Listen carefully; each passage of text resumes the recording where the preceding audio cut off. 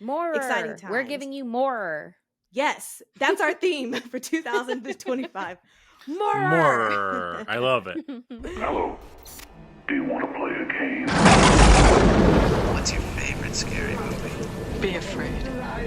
Be very afraid. See dead. You're gonna need a bigger boat. Here's Johnny. The power of Christ compels you!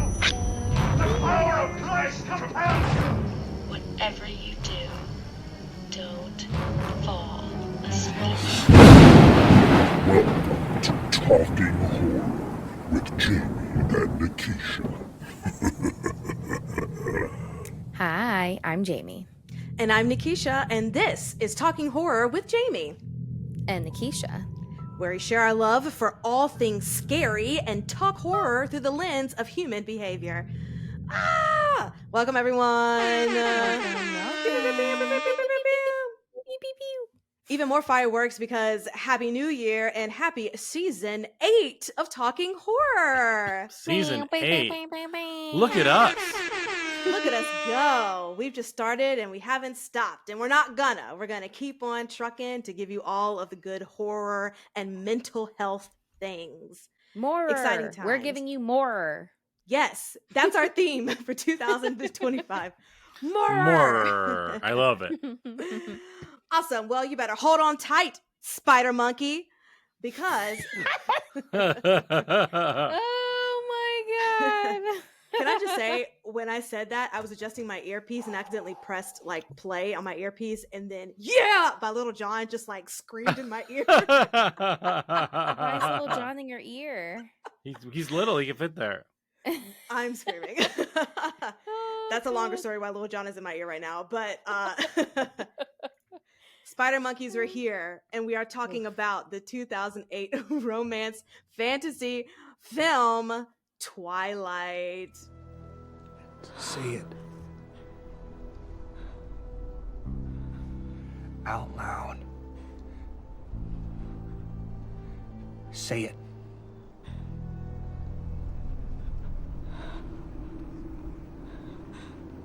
Vampire.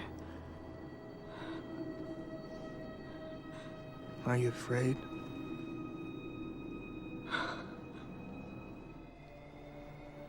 No.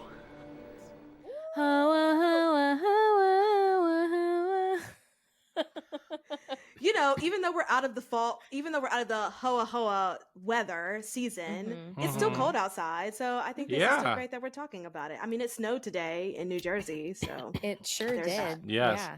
I mean, listen, this has been a long time coming, this one. We talk about it a lot. And it just like, it didn't feel right to start off the new year with anything else. Mm-hmm. Yeah. I mean, and there's so much to discuss, so much nostalgia, and I just cannot wait. But Twilight was directed by Catherine Hardwicke, and it's based on the 2005 Stephanie Meyer's book of the same name. Is it Myers or Meyer? I was typing really fast. I have Stephanie Meyer. Okay, great. Stephanie Meyer, book of the same name, and it stars our fave, Robert Pattinson and Kristen Stewart. There's also a long laundry list of other famous faces, but you know, this is where the sole focus was. Our Edward and Bella. But before we get into, I don't know why I said it like that, but Because that's the appropriate way to say it. okay, great. But before we get into all things Twilight, producer Brian has some words for us. Yeah, absolutely. I'm yawning. Wow. Oh. Wake up. But I It's do time have. for Twilight. Oh, yeah. Say what are you? Say it. Out loud. Say it out loud. Hi everybody. Hi YouTube. Hi. This is Talking Horror. We're so happy to be talking Twilight. It is our 8th season. And so that's really cool. And so you know, we have a lot in store for you this season, but for right now, we're just gonna be talking about Edward and Bella, the two lovebirds. And we you know, but if you want to see us anywhere else, we're at Talk Horror Pod, wherever you're on social media. Just kidding, not wherever. Only with TikTok, Very Instagram, specific places. and a Blue Sky, but I haven't done anything on Blue Sky. So you can follow us and that'd be cool, but you'll get no content there. You will, however, get it on TikTok, where we do other movie stuff. with horror movies, and then Instagram as well. So follow us there. And I'm super excited to talk about this this little jaunt in the Pacific Northwest. Absolutely. I got my like old high school jersey on. I'm giving you Anna Kendrick headband action. Oh, Anna Kendrick here. headband God. action, yes. Very exciting times here at Talking Horror with the Twilight. But have you guys seen anything else before we talk about Twilight? Not horror wise, Okay. but we've just been a little bit preoccupied with babies. Baby. However, we did watch both National Treasure movies. Oh, I love those. I've never seen them before. Really? Yeah, this is my It's a fun first time. time. Yeah. I don't It think was I knew really there was fun. a second one, but Oh yeah, Book of Yes. Secrets. oh, did you like it, Jamie? Yeah, they were fun. Yeah. I'm glad we watched them. After doing Actually- a little tour around Philadelphia Oh, being yeah. like- Mhm. oh my God, are these things in this movie? Right. Exactly. And they were. Mhm. I will say something that Twilight and National Treasure have in common oh. are both movies know exactly what they are and they lean into it, and everybody's on the same page. Mhm. And I think that whether or not you like dig what they're doing or not, it makes for a cohesive movie experience, Yeah. tone wise agree. at least. Yeah. Yes. Especially Twilight in the first one. I know that on this podcast, when we get on our Twilight parlor talk, we talk about Oh, you mean the whole episode? right. When we talk about how, New Moon, it's like, wait, what are you doing? But like the first one really does kind of hone in on what the tone is, and then they eventually find it towards Oh the yeah, other- the later ones. I'm strictly talking about this one Yes, in for terms of sure. I know I'm not talking about any of the other ones. Totally. Fantastic. Oh gosh, I do have something to tell you guys. I went to the theater and I saw The theater? Teeth the musical. Oh, that's right. Yeah, yeah. I need to know everything. When I tell you they upped the camp and like upped everything, Ugh. like it was fantastic. Where the movie kind of has this theme of like really awful, and this is spoiler alert for Teeth if you haven't seen it. It's 2007 movie, where it kind of harps on the sexual assault of it all. I Mhm. think that the musical does a really good job of, even though that stuff is happening, it's leaning more into the camp side, and the theme is more of like religious trauma. And so it was really nice because Interesting. there's a whole Andy Carl stars in it as the pastor, and he has this whole kind of journey too of like how he is navigating these kids and their sexual activities and all the stuff like that, and that's really fun. He also acts as the doctor that checks in on Dawn, who's the main character who has the teeth, and they used so much fake blood. It was great. The whole setting was in like the youth group room of a church. So there's like chairs all around and there's a huge neon cross. And so even if they're like at the hospital or outside at the lake, when that whole lake scene happens with her and Toby, like you still have the cross and like the church in the background, which I thought was genius because it's always the undertone of the whole thing, and at the end, I mean, it's closed now. Otherwise I wouldn't spoil it for you guys. But, Right. At the end, like she takes her band of youth group girls and they all just become like what is it dentata, and they all are like chomping off everybody's like penises throughout the whole thing. And then there's a moment where they're all dressed in like red and it's all this kind of like witchy tribey, and they're all like fighting everybody, and then a whole bunch of penises just fall from the ceiling and they're dangling on strings in the theater. Oh And my God. It was fantastic. The music was fantastic. It's Wow. the music was written by Michael R. Jackson, who did Strange Loop. Yes, thank you. Mm-hmm. The music was great, the acting was great, the commentary was great. I just really loved that how they really just leaned into like it's already going to be campy because it's a musical, but they even took it like 10 steps more. So I loved it.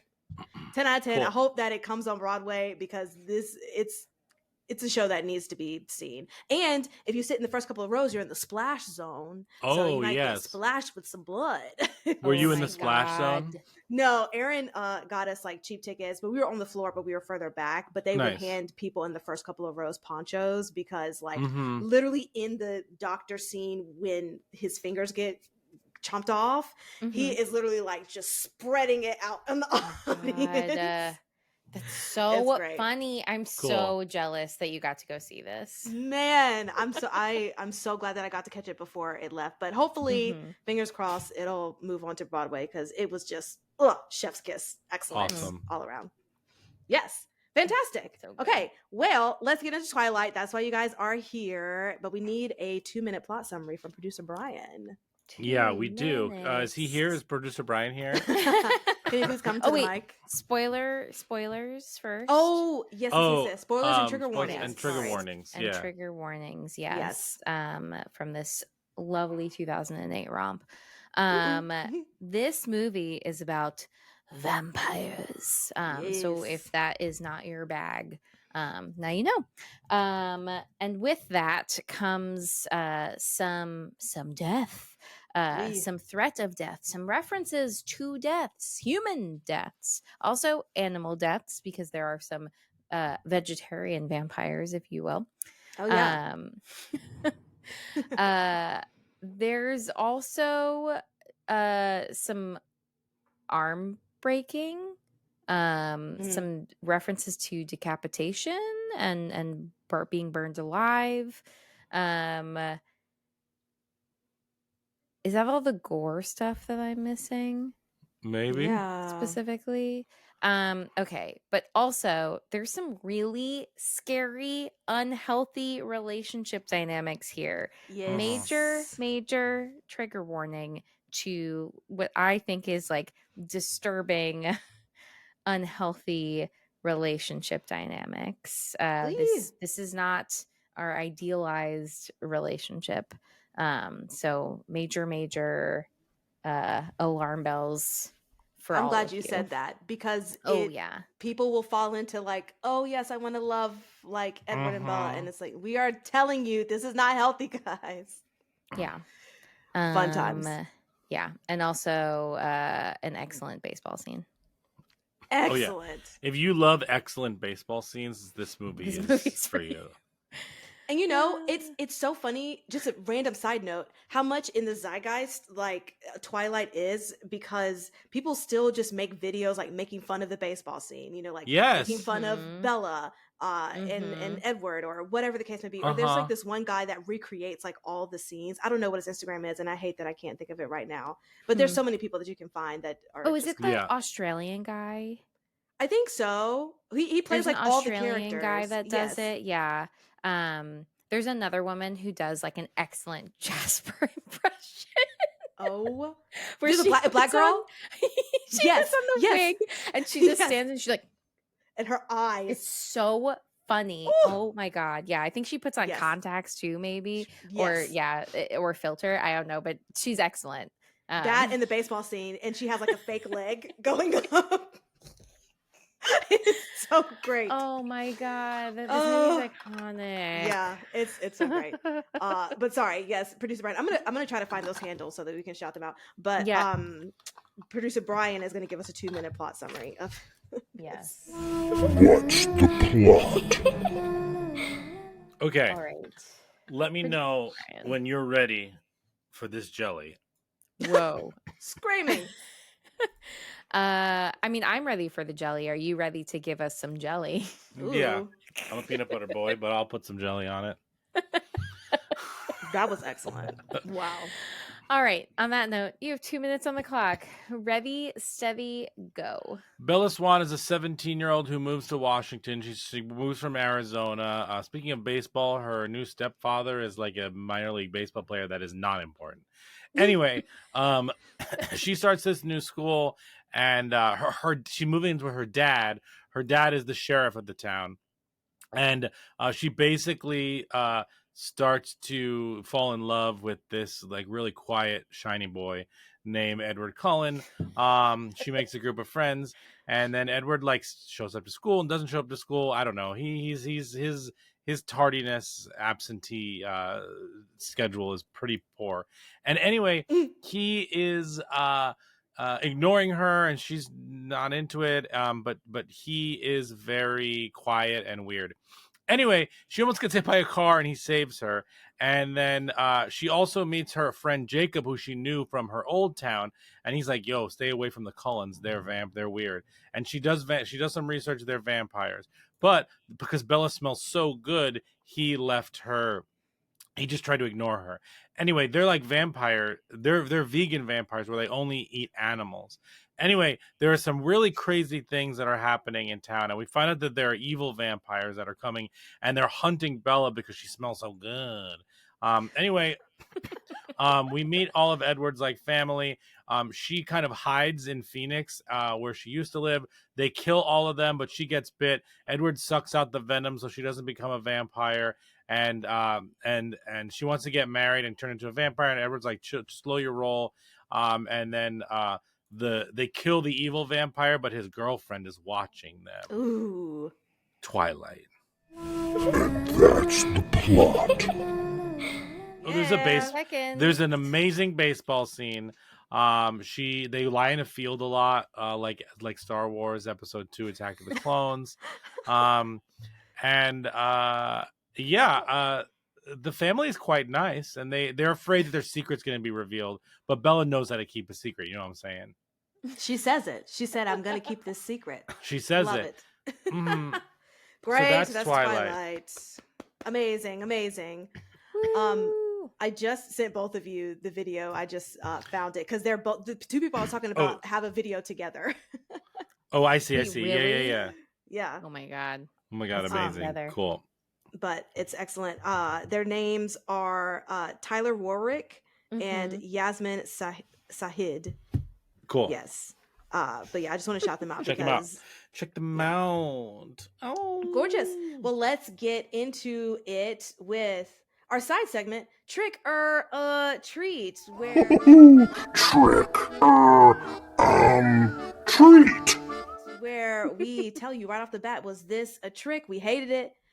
It was we don't know how we feel about it, or was this a chef's kiss treat? Jamie, how do you feel about it? I think that I've really come around to this movie, so it's way more of a treat. But also, like, I think I have the right like lens that I am perceiving this movie. What number time was this for you? Oh God, I have no idea. I think I've seen this like 5 or 6 times. Okay. Yeah. Did you watch it in the theater when it first came out? So no, I did not. I watched it because shout out to my best friend and college roommate, Jess, who was obsessed with this series and forced me to watch it with her. And then also she forced me to read it. So I read the first book and then watched the movies. Okay, I'll ask you about that friend. Later. What the difference in the book? Because I have not read the book. But yes, Brian, what about you? I don't really remember what happened. So I read all the books when they first came out. Oh wow! No, I'm just kidding. I didn't. I was like, what? No. That's news to me. No. I watched these for the first time. Like, I binged all of them for them. We talked about it on the podcast. I may have been 2 years ago now. I don't actually remember. But I watched them all in a row. I had an absolute fucking blast. This one is by far my favorite one of them, and this is a very much a treat for me. I think that this is a great movie for many different reasons, and I'll get into that in my likes because a lot of it is also meta. If I had seen this when it came out at that age, with that hype, with all of that, I would have been like, what the fuck did I just watch? But with time, like Jamie said, with a different lens, with a lot of the behind the scenes stuff, like it's just so much. And having seen the other ones, which in retrospect, like makes this better. for different reasons. This is a big trick for me. Excuse me. Oh my god, bite my tongue. This Ooh, is a big treat for me for sure. yes, we are a pro Twilight This is a pro Twilight podcast. podcast. So if you're here to hear, if you've come to this podcast to hear us trash Twilight, oh boy, have you come to the wrong podcast. If we were talking about the second one, New Moon, you came Right. to the right Oh, yeah. podcast. But we're That not. movie We're talking stinks. about 2008's Twilight film. And as Yes. Nikisha says, film with a capital F. So With a capital F. forget about talking poorly about this movie. Anyway, Nikisha, what about you? Yes. No, absolutely. I agree. This is a treat for me, but it's funny because I've always thought this was a treat. I saw this in theaters. You did. Okay. I love it. Because I was in community college at the time, and some of the music majors just went to go and see this random film. But it makes sense with the headspace that I was in at 18, 19 years old. Sure. And just with my background and stuff, it was just like, oh yeah, this is absolutely like for me. I was one of those like, oh my god, I want a romance like this. This is so great. And now that I've Sure. had therapy, I'm like, oh Mhm. girl. So I Like, appreciate this it is on bad. a different. Yeah, no, Yes. that's that for sure. Mhm. Yeah, so yeah, I appreciate it on a different level now, but it's definitely always a treat. All right, well, let's get into why we all love this movie so much in our segment Likes and Gripes. And now our likes and gripes. So, Brian, since you're the one who has seen this the most recently Right. from all of us, And the how about you least. go? And the Yeah. least, yeah. How about you go Um, first? So I didn't take any notes because this movie doesn't need any notes. Yeah. I just want to point out a couple things about this movie. One, we talked about this earlier. We've talked about this on other podcasts. Everybody is on the same page in this movie. You know, all the actors kind of know exactly what tone this is. It's this like weird, dark, moody, melodramatic piece that like leans into what they're doing, tongue in cheek, but everyone's it's a cool balance of tongue in cheek, but everyone's playing it seriously. And Mhm. I think that is Catherine Hardwicke's like stamp on this. I think that she just really made sure that they were on the same page. Even the cinematography, the script, like the just like the kind of the saturated coloring of everything. Like it just gets it on every level. Even the stupid prom stuff at the end Mhm. and the baseball scene and the stuff in the ballet studio, like it's all really, really just consistent. And I just think that this is the movie of all of them that found the balance the best. Because as this trilogy, excuse me, as this, these 1, 2, 3, 4, there are 5 movies. As these Mhm. 5 movies go on, they become more like Lord of the Ringsy or whatever in terms of like opening the scope and bringing in like the other people in Rome or Italy or whatever, and like it just gets like pretty wild and crazy. Mhm. And I still enjoy them to a different extent, but this one just like gets it. So that's just like my major like. My other like about this is some of the stuff is so bonkers. Like the baseball scene. Like, I can't believe that this is a scene in a film. What are you talking Well, about? That's so realistic and grounded. it's insane. And it's so Yes. wonderful. Mhm. And so there's that piece of it, all that stuff. I really do think the acting is very good. I truly think that Robert Pattinson and Kristen Stewart are really good in this movie. And Mhm. and again, that harkens back to what I said before. Just being like the tone, they get it. They also have incredible chemistry, which leads me to my to an extent, because he's still like a pale piece of wood. But that's how he played the character. And she's also honestly for 2 pieces of wood, because both characters are pieces of wood. Yes. Like, it's amazing how much chemistry 2 pieces of wood can have. I guess that's called friction, baby. Bow. And then I didn't like how that sounded like Blue's Clues either. Bow. Yeah. Oh. So that's that piece. But what I also want to bring up is this is our Mr. and Mrs. Smith.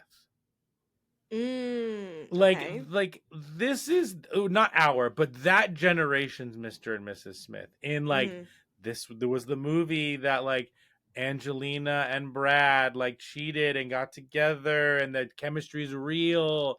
Like those, like the all that stuff. This is the movie that like Kristen Stewart and Edward Pattinson got together. The chemistry is real, and then she cheated on him, and they were this, and like there's like that like Hollywood tabloid aspect to these movies that definitely enhances it.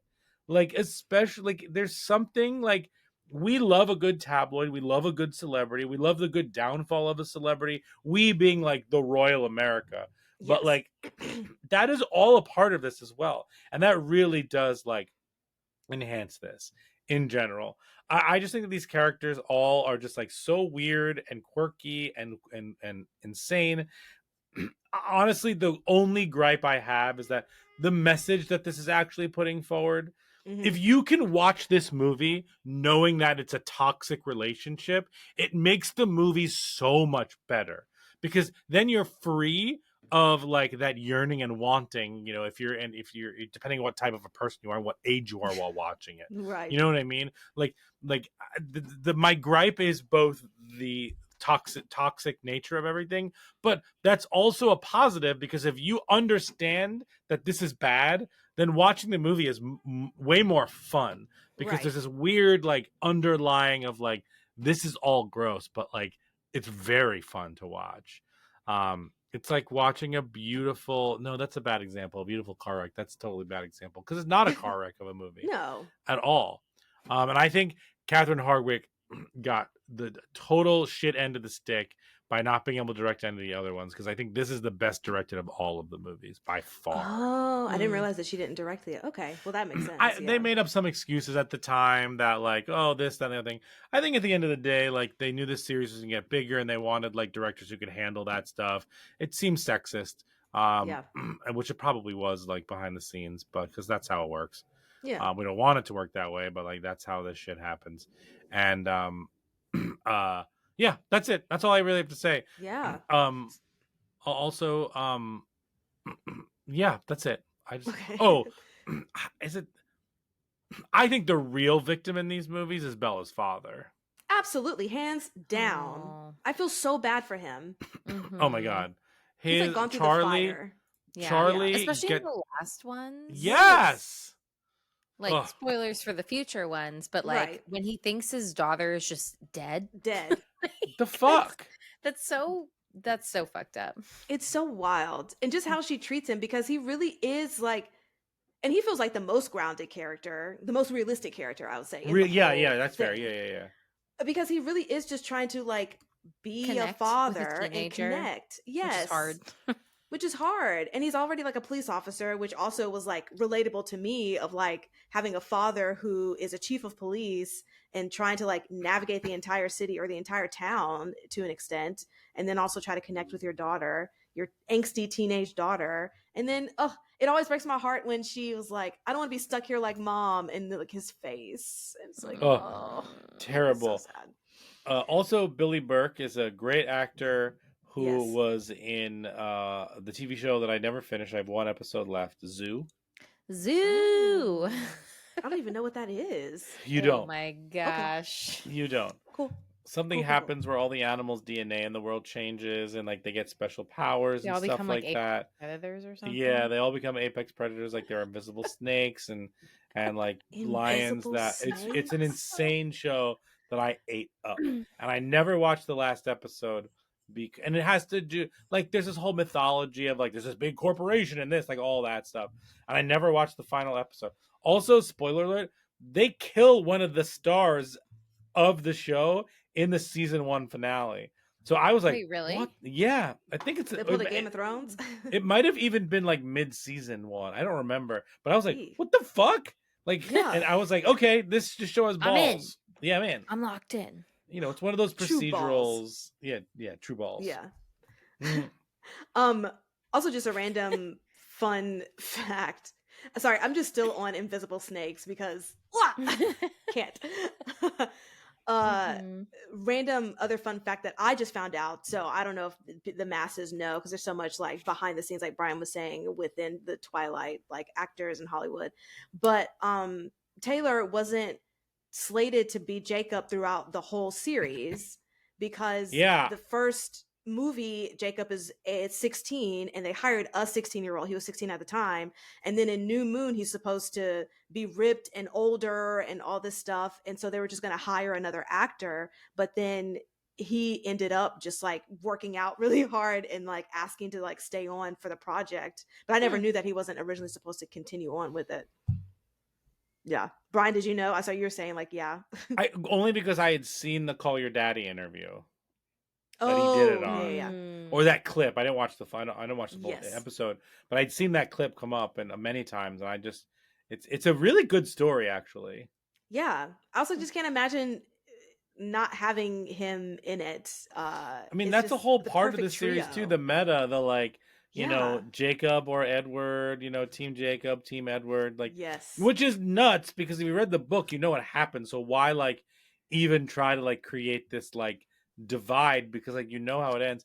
But I mean, I guess that like Right. the shipping comes into that and like wishing that she ended up with certain one Yeah, and yeah. that he didn't like fall in love with her baby. Spoiler alert. Weird stuff. Anyway, that's my likes and gripes. Fantastic. Jamie, do you want to go? Yeah, man, what do I say about this film? It's just very silly. Mhm.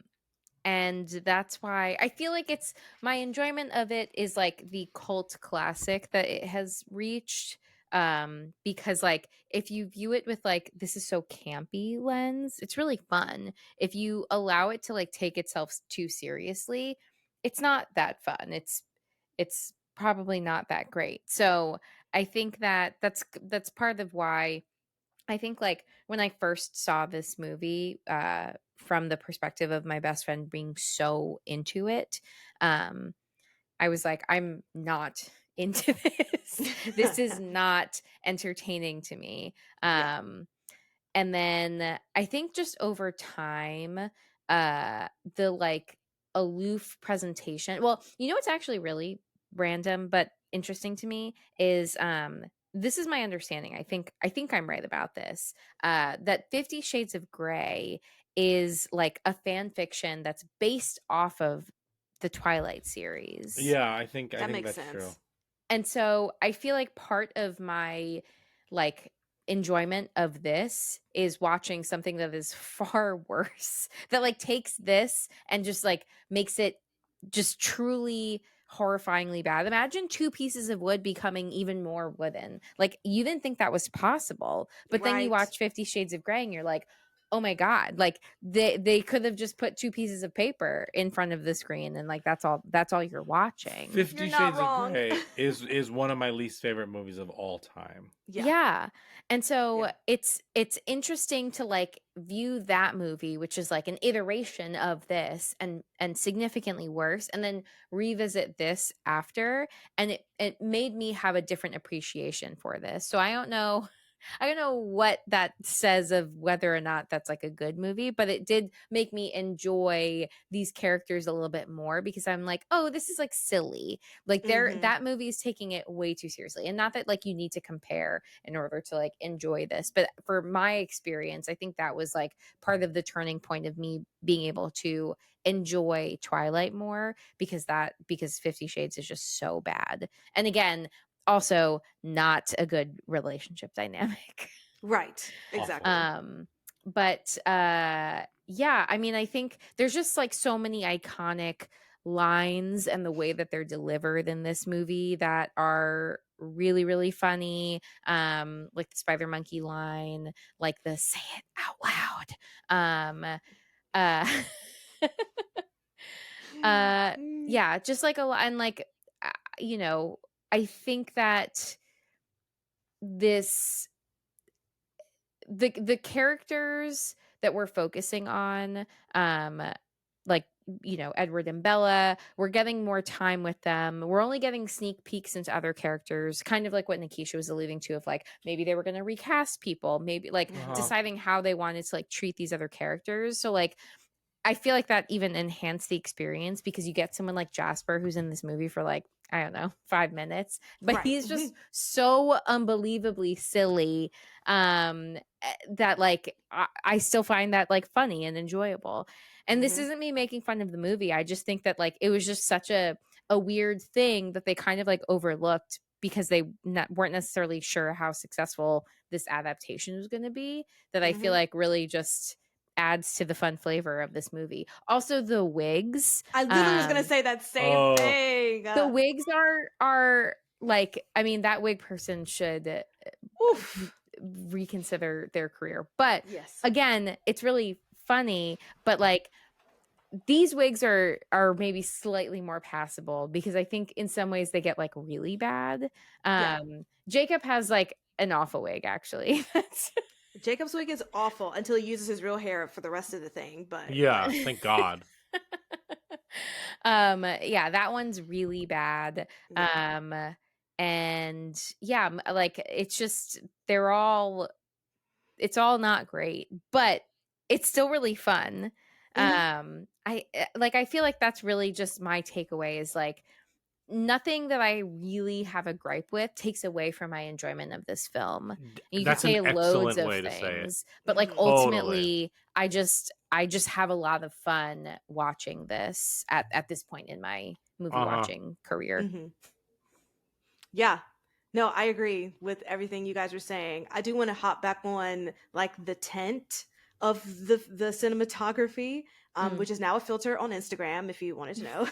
Wait, Twilight is a filter on Instagram? Yes. If you search, yeah. Oh, really? I didn't know that. Just like making everything blue. Yes. That's great. It's great, but it was so funny kind of watching this go around and like paying attention to other things. And just the fact that they were able to execute that tent inside of a gymnasium with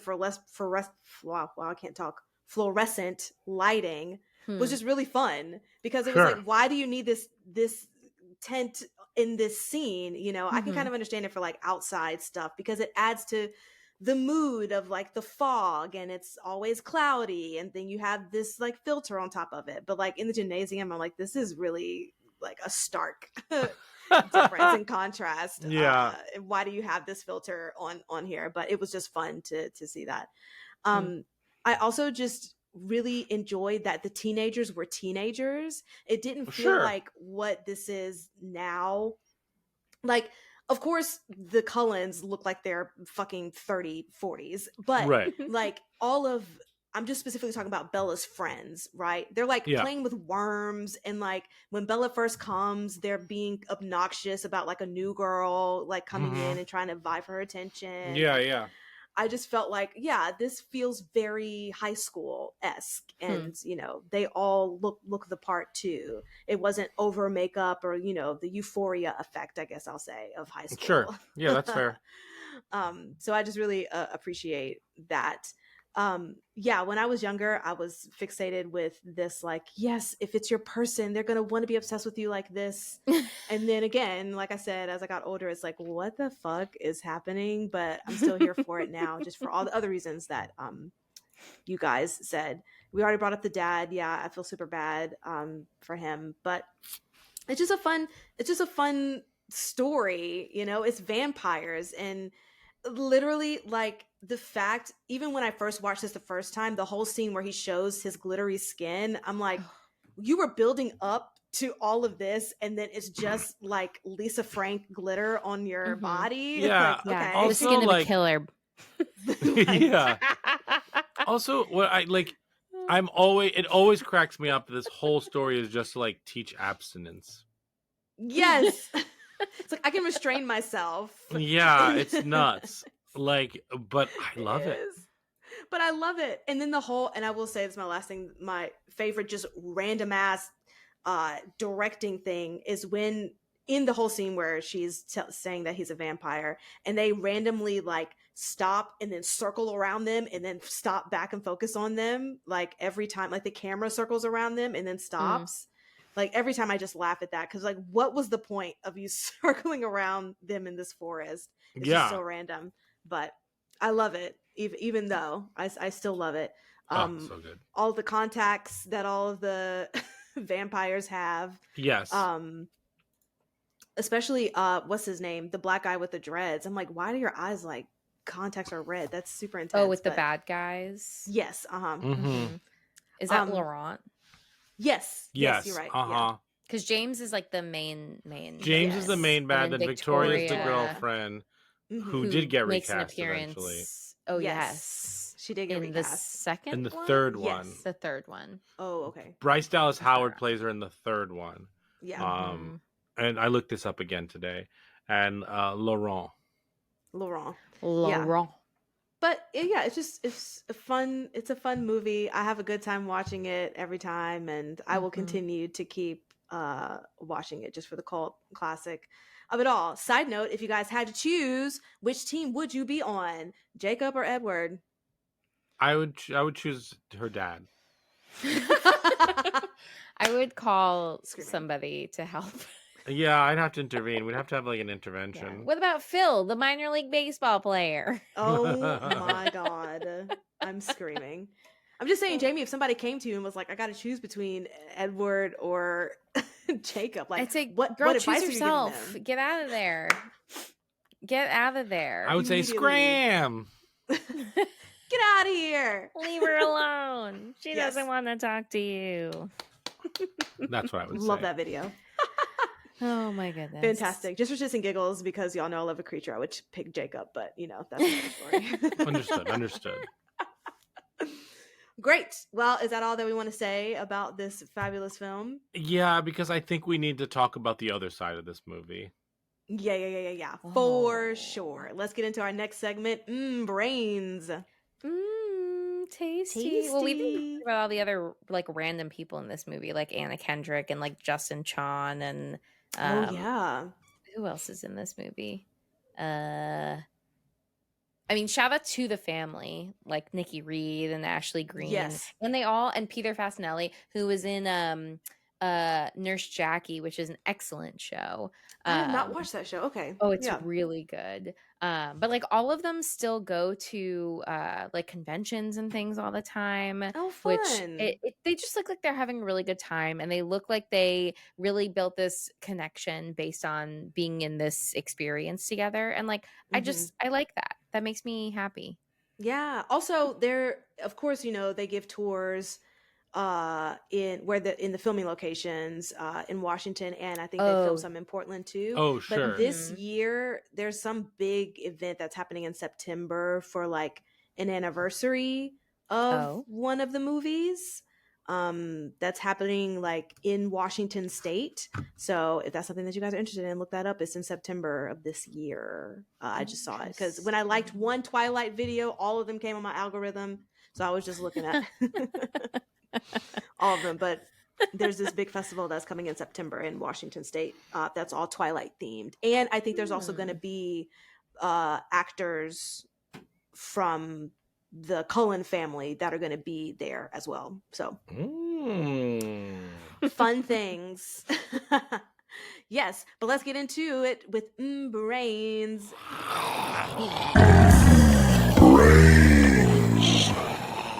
Let's talk about the other side of all of this mess. So my first question has to do with gaslighting, of course. Let's get gassy. Ooh. I don't know how I feel about that, but I'm not mad at it. You're welcome.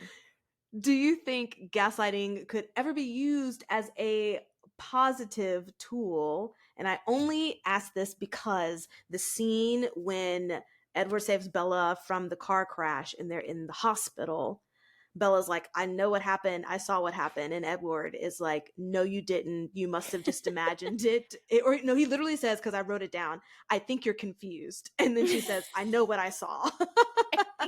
I think you're confused. I think you're confused.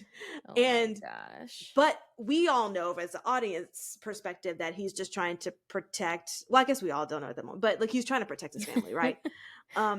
So he uses gaslighting essentially. So I just wanted to know, like, how did you feel about that moment? Yeah, I mean, so ultimately, I do still think that he is gaslighting and that it's bad. Mhm. But I see what you're saying. And I think, Yeah. like, you know, there's a lot about, unhealthy power dynamics at play. Part of gaslighting is like manipulating someone to make them question their lived experience. And I mean, that is still what is happening here. So Yeah. that's not great. Right. So I think it's like, even if someone's intention, like intent versus impact, even if someone's intention is to not perpetuate harm, that doesn't necessarily mean that they're not perpetuating harm. So Right. even if his intention is to protect her both physically from like the car, but also like, kind of further out of like, I can't have you knowing this information about like me or my family because that puts you at risk. That like the impact is him still being like, no, that never happened. You're wrong. Mhm. And like denying her lived experience. So like, that's not great. I think perhaps there could be other ways where he could set a boundary without needing to like deny her of something that like she knows happened, by saying like, hey, like, I don't want to talk about this with you. Like, I'm sorry. Like, you know, Yeah. something like that, as opposed to just being like, no, It you're didn't wrong. happen. Yes. I love that. Yeah. So, but like, it's, I think boundaries or like reframing maybe are like other experiences that like could happen in that situation. But like, I feel like gaslighting itself is, not really a positive thing. Right. And I love what you said about intent versus impact, because Mm-hmm. your intentions can be good, but how is it impacting the other person? Yeah, that like your Yeah. actual like follow through and behaviors and like how you're communicating might not align with that. And like, and if Mhm. that is the case and it's not landing the way that you wanted it to, like, how are you also holding yourself accountable? Yeah. Absolutely. Excellent answer. Yes, yes, yes. Thank you. Thank you. Good answer. Good Great. answer. Good answer. Good answer. Thank Good you. answer. Okay, now to the other nitty gritty of this. If this wasn't perceived as a romance story, would Edward's behavior be a cause for concern with actually both of them, with their fixation on each other? Like, and would any of their behavior align with any type of mental illness in a sense? I mean, I definitely think that he's doing some not so great things, including Okay. watching her while she sleeps. Yes. Following That's not her. good. That's Yeah. not romantic. I mean, so okay, that type of behavior, let's call it love bombing, right? Like Oh, let's okay. let's call it what it is, which Whoa. love Hmm.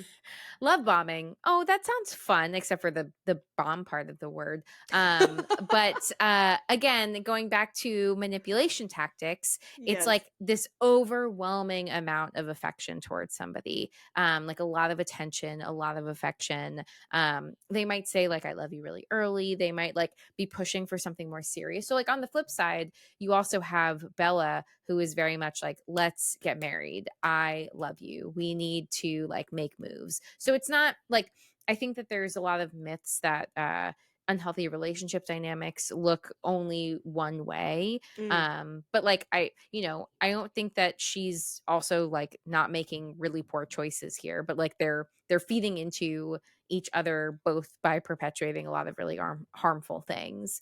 But yeah, like there is a lot of her being like, like, I desperately need you in my life, and vice versa. He does not want to turn her into a vampire because Hmm. like he, uh all the other like guilt trippy things that he's saying to her, and like taking autonomy away from her, but also like it's just they're both not healthy people. And they Yes. both, I think, need to like separately work on themselves individually before committing to one another, because I don't think either of them are like in the best places to have this connection. I think it's deeply concerning.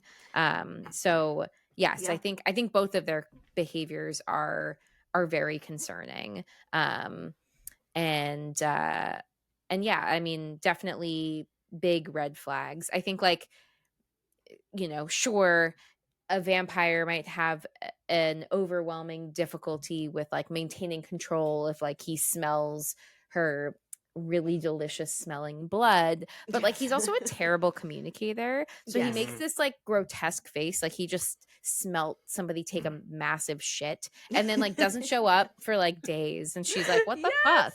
And like she just doesn't know what's happening, and like Right. that must feel like, to be ghosted in that way, like that sucks. Neither do we, Bella. What'd you say? As you said, she doesn't know what's happening. I'm like, neither do we, Bella. Yeah. Well, even she was like, your whiplash, what was her line? Like, your mood swings are giving me whiplash or something. Yeah. It's like, trying to talk to her and not trying to talk to her. We should be friends. No, we can't be friends. He's like, what the fuck? Yeah. Like, it just, the like staging of their relationship is like, does not bode well, which I think also we continue to see in the later movies. Again, we're not really like getting into it, but Right. you know, he still is maintaining a lot of control in the relationship.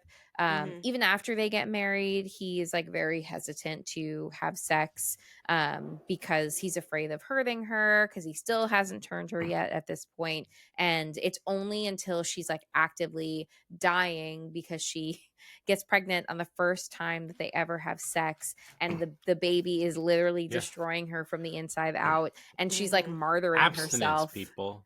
Yes, don't have sex, because then you'll have a vampire human hybrid baby and it will slowly kill you. But yeah, like even then he still doesn't want to turn her. And like that's a lot of like, he holds a lot of power within that dynamic. And not to mention that like in the second movie, she's like actively trying to do weird thrill seeking adrenaline junkie things just to like see glimpses of him. Which also is deeply concerning. Yeah, there's a lot of things. There's a lot of flags. Many. This is a flag store. This movie's a flag store. It makes just a flag store, flagship store. This should have been our Flag Day episode. Oh my god. Absolutely. Yes. But it makes it even more crazy when you think of the actual timeline, and there's plenty of videos that like talk about like even just the first movie. She comes to school in March, and everything happens within a 3-month time span. Yeah, I've seen those videos for most of it. And apparently you could like figure out that Renesmee's birthday is September 11th. Yes. Yeah. That's what I saw that too. Not 2001. Right. But just But just September 11th. And it's just so wild to think like, because what prom is, say the end of school year is like beginning of June, right? Yeah. But she came in March, and he was gone for however many days, like when Jamie was talking about when he first smelled her and all this other stuff. So it's just so crazy to think that all that happened within like a 3-4 month time frame. Yeah. Oh, also another big flag for her is just like her really lack of like sense of self. Like the way that she describes herself constantly is always negative. Sure. And you know, I think that also like then moves her in this direction of this person that she's like really attracted to, because like he seems like powerful and strong and like maybe a little bit dangerous, and like I think all of that is like her just kind of putting more of herself on him versus like building herself up. And like that's not great. Not great at all. I mean, it truly is. And like you said, it's both sides. So even though he has like a big power dynamic, like she still plays into her own set of red flags that just make it, like you said, a flag store. Insane. Yeah. Oh, he gets really possessive of her when she goes to the bookstore, Yes. And he Yeah. shows up to like he takes her to dinner, and he's just like, you don't know what those guys were thinking about you, and like being just like really So yeah. He's like, wild. you shouldn't be reading. Right. Yeah, this is what you get for reading those books. Crazy. But so concerning, scary, and I do, it makes me wonder, again, thinking also about like the kind of transition to 50 Shades is like, I think the appeal is this like illicit romance, quotes, that like forbidden romancy vibe, but like it's also not healthy. I mean, Romeo and Juliet didn't end well. Right, exactly. It does, they don't. Exactly. That's They also a had a thing lot of too that I bad wanted to things talk going on. about that I couldn't think of an actual question, but I'm glad you brought it up. It's just also like the consumer's fixation on those types of stories. Mm-hmm. Even though it's like we know common sense will tell you this is not healthy, but it's just so interesting that it's the thing that people will want to read about, or their go-tos is this type of like power dynamic or all the things that you just said about it. But I don't know, it's just interesting. No, it totally is. And it's like, is the entryway for people the like vampire piece, like something supernatural that's not realistic. But then Probably, once you're brought maybe. in with that, it's like opening the door for like all of these other really concerning things that you're like, oh, interest, like, is that Right. like where the appeal comes in, which is why I think there needs to be some like media literacy and like scrutiny in some of the things that we're consuming. Is like, is this okay? Like, should I be concerned about like the this relationship dynamic and like And what the it's saying. sexism and all of this other stuff that's happening here? Yeah. No, that's great. And like we said at the very beginning, even though we do love this movie, we are not condoning these romantic relationships. No. By no means. No, I don't think any of these relationships. I mean, the relationship with Jacob that ends up happening is also like really sad. She's very icky. It's all She's it so is icky to really him. icky. Yeah, it's very sad. And then he imprints on her daughter, and that's like a whole nother thing, which is Yeah. icky for different reasons. This series is a pretty wild series. It is a wild series, but still very beloved. Cult classic. Yeah, as long as you know what's what.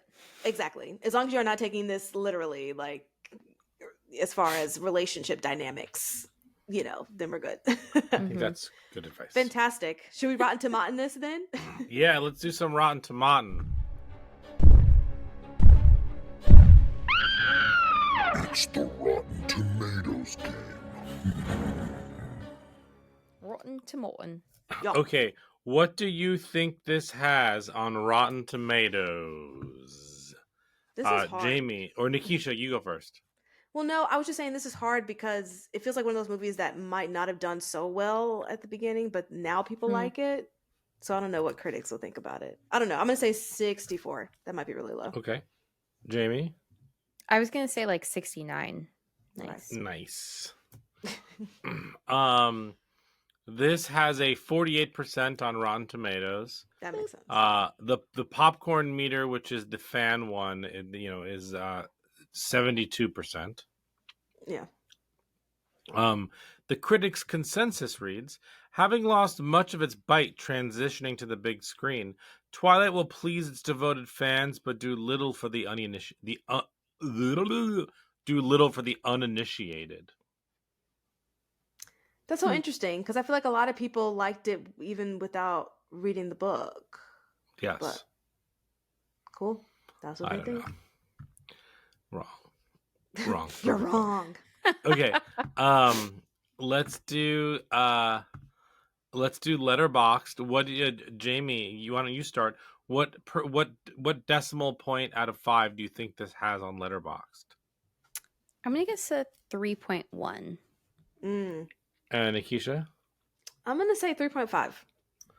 3.0. Oh, nice. And we have to read these popular reviews. Some of them are long. It's totally worth it. Great.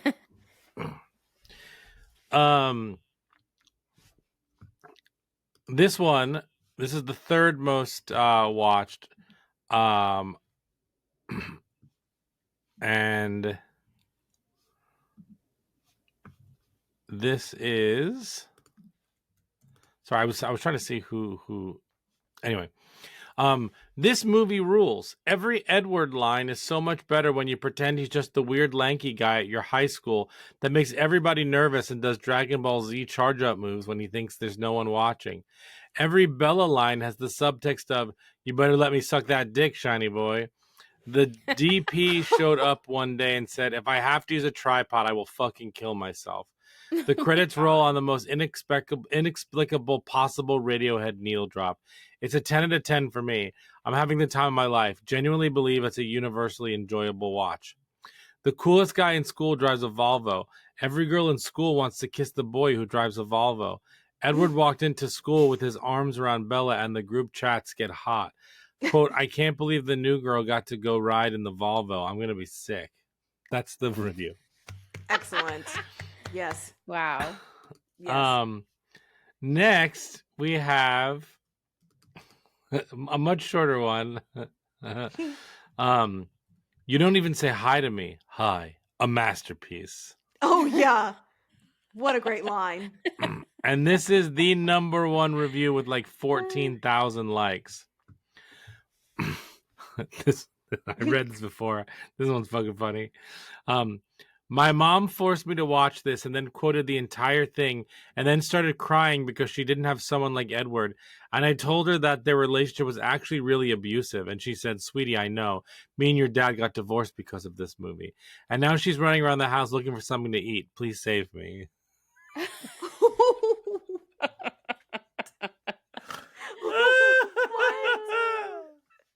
That is wild.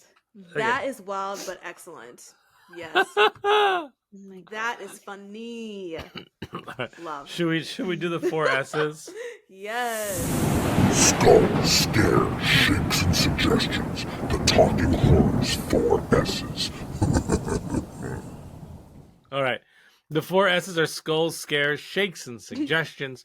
We are going to give our answers to those questions 1 through 10. Skulls is how well this handled mental health and human behavior. Scares is how scary was it. And then shakes is how much will it stay with you? Can you shake it off? And then, of course, a suggestion. Jamie, let's start with you. What are your numbers? Sure. Are you eating your pen? I was just, yes, I was. I always do. Okay. I just heard a lot of crunching at the end. Just when you Oh, said that. yeah. A minor. I know how much you really like that. I think A minor is one of the greatest lyrics in the past couple of years from anything. Absolutely. Mhm. Absolutely. The absolute like brilliance of that line, and knowing that he thought of it like very quickly Yeah. based on like how those songs came out, is truly immaculate. It's an incredible line. Anyway, back to this. I love Back to- Kendrick. I'm Shout out very to excited Kendrick. for the Super Bowl halftime show this year. It's gonna be Yes. it's gonna be good. Squabble up. Yup. Okay, skulls. So I gave it a 3. Mm-hmm. Because I mean, mostly for like Charlie being like a dad trying to corral his daughter.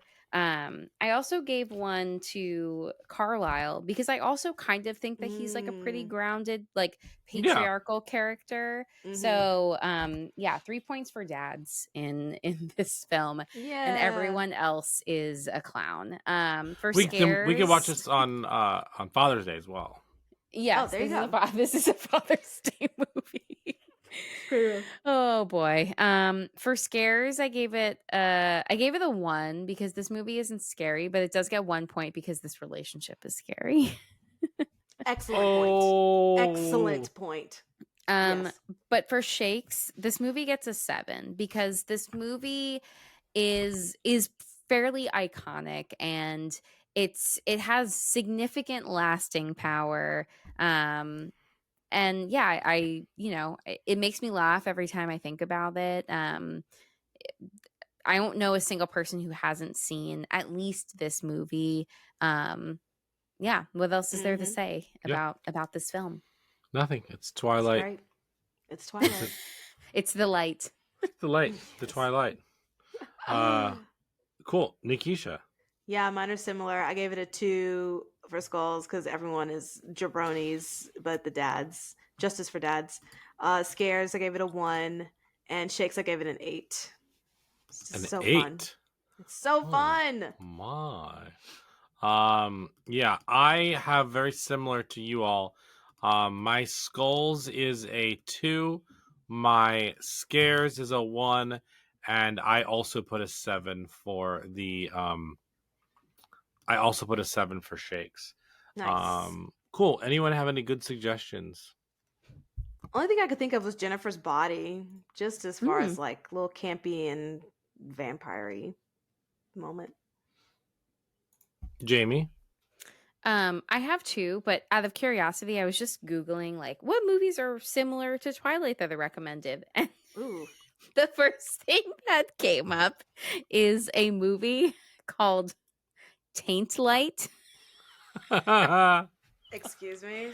which apparently is an American direct-to-video parody horror film I have to watch this. that came out in 2009 that I've never heard of before.